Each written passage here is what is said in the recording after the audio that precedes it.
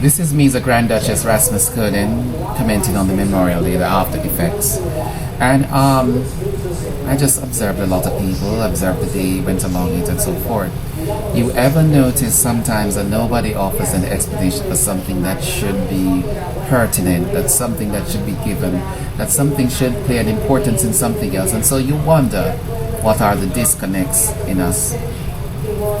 How do we become disconnected to ourselves, or disconnected in what we do, and disconnected to other individuals, or unaware of what we should really be aware of in their circumstances, right? I mean, it's imperative to socialize. It's imperative to know your job, to know the people that you're dealing with and so forth, and to respond to the needs as such. And in that sense, you get the sense of, here is it as a particular function is supposed to be happening. Here it is that there's a certain duty and purpose to that function as it was ordained and received and so forth, and ordered. But therefore, hence you go again, you see something quite different. A certain amount of silence, a certain amount of blase, and a certain amount of I want something, somebody else wants something personal to happen. I don't really get it, and I don't go into the effects of that. Being in at Walter Reed and seeing the effects of the military, sometimes I do my own diagnosis, and this is it. The values which are represented on paper does not really represent what is practiced, and so that is the greatest disconnect in the whole thing. So I give them a diagnosis. I say they're schizoaffective with bipolar, disposition, or bipolar with schizoaffective traits.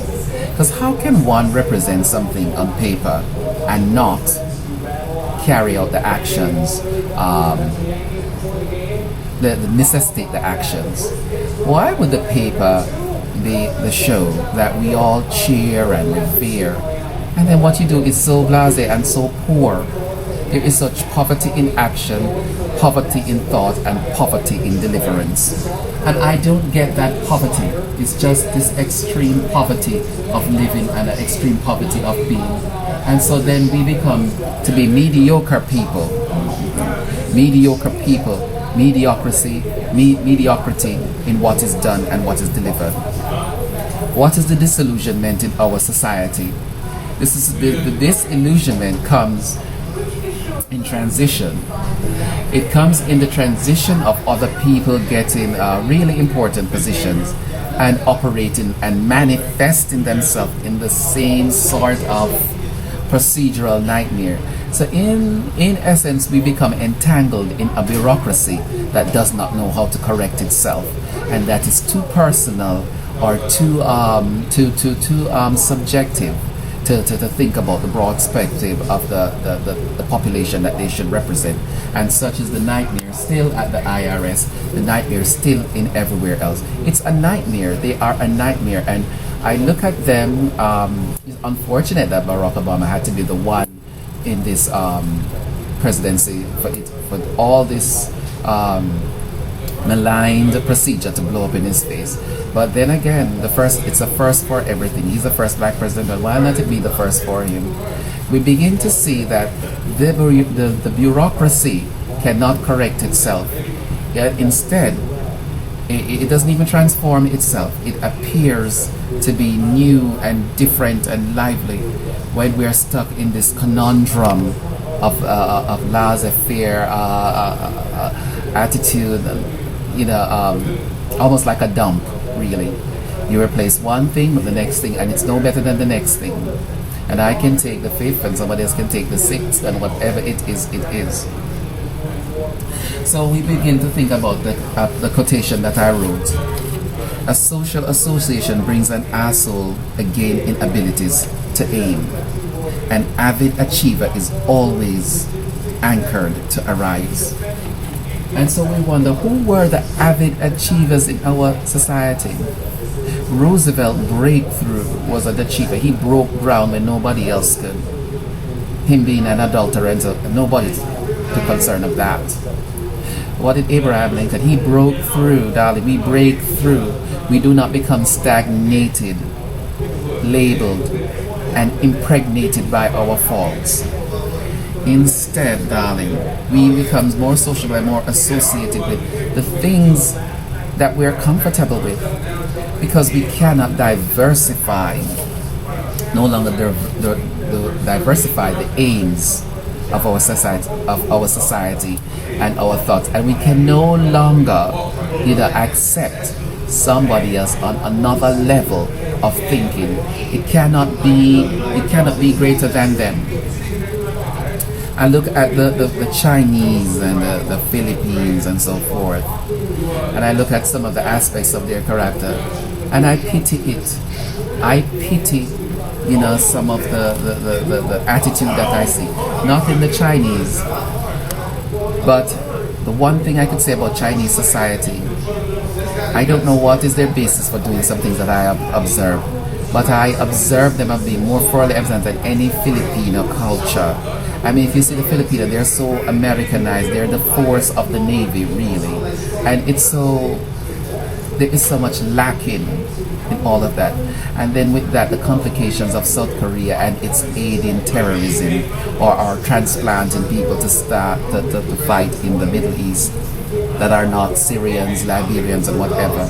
And we begin to wonder, is this the status quo? Is this what we fight for? Is this what we represent? And I said to myself, well, we are the free world. Then what freedoms are we fighting for anymore? Do we want to be, there's already a United States of Guam, a United States of Korea, a United States of Saudi Arabia, a United States of Jordan, and so forth, a United States of the Virgin Islands. Now, what is it that we want to make? Should it all become like us? Then how do we become enlightened? How do we become again?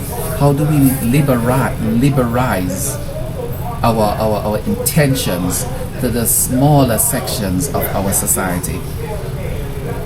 But this is what normally happens with the smallest of society that becomes greater than everything else. And I said, in that place where they are confident, in that space where it fits, unerased and uncoerced and unfaked, we have people rising. We have people rising from the lethargy, from the evil that interrupts their growth, the beneficial acceptance of their values, mores, and their social wants and needs. And this evil interrupts the peace of those who are prolific in production, that they are so ready to become this, that they're so ready to be integrated in part of society, that they wonder, what is the anxieties? What is the fear of the larger group? In this sense, America, the larger group is the Republicans and the Democrats, because none is no better than the other. We all know Sarah Palin quit Alaska because of crimes. She wasn't willing to go in that direction, so she had to step down. This was not only because of no presidential election. And so forth. Martha went to jail for accepting gifts and a lot of things. I mean, but who is concentrating on those things? The basic concentration is the peace that we wish to live, and the hardship of achieving a peace that we are used to, commonalities that we're used to sharing. Now we're not oblivious to our neighbors, and some people are even offended by us now. And I say to myself, I was speaking to a therapist of mine, I'll say a therapist, and he said to me, you go out in society, you're dressed, you feel comfortable and so forth. Don't you feel people are hostile to you? And I said, no, the greatest hostility I face is in the military and on its base. So forth that sometimes I stifle myself in its expression, in my expression, and in my ability to even to be recognized. And so henceforth, that is the only drawback to where I am right now. The most hostility I face is where you should have the greatest diversity. This is the Grand Duchess RASMASKONEN. Have a good day. Bye-bye.